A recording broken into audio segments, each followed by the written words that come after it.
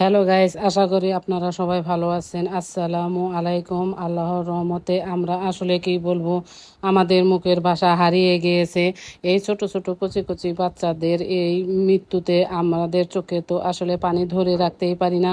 এরকম বাচ্চাদের মা বাবাদের আমরা কি বলবো, আল্লাহ যেন এদেরকে সান্ত্বনা দিয়ে, আল্লাহর রহমত দিয়ে, আল্লাহর ছায়া দিয়ে এদেরকে এই মর্মান্তিক দুর্ঘটনা কাটিয়ে ওঠার রহমত দান করেন। আসুন আল্লাহর কাছে আমরা সব সময় আমাদের গুনাহর জন্য পানা চাই, যেন আল্লাহ আমাদের গুনাহর প্রায়শ্চিত্ত যেন আল্লাহ ছোট ছোট নিষ্পাপ শিশু বাচ্চাদের উপরে আল্লাহ যেন রহমত করে।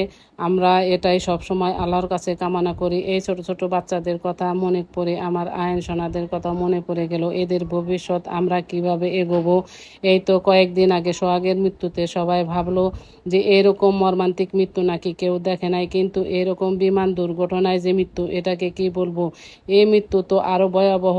আল্লাহর কাছে আমরা সব সময় আসুন আমাদের গুনাহ মাপ চাই, যেন আমাদের গুনাহ মাপ করে আল্লাহ আমাদের এই দেশটাকে আল্লাহর রহমতে ছায়া দিয়ে, রহমতের বাণী দিয়ে আমাদের এই দেশটাকে সুন্দরভাবে এগিয়ে নেয়।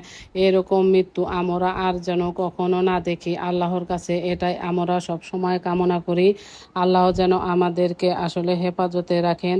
এই দেশকে আল্লাহ যেন ভালোভাবে রহমত করে সুন্দরভাবে এগিয়ে নিয়ে যাওয়ার তৌফিক দান করে। আল্লাহ ছাড়া আমাদের কেউ নেই। আল্লাহ এরকম পাপের পথ থেকে যেন আমাদের নেক পথে আসার তৌফিক দান করে। সবাই ভালো থাকবেন, আমরাও ভালো থাকবো, আর এটাই দোয়া করবেন। আল্লাহ হাফেজ।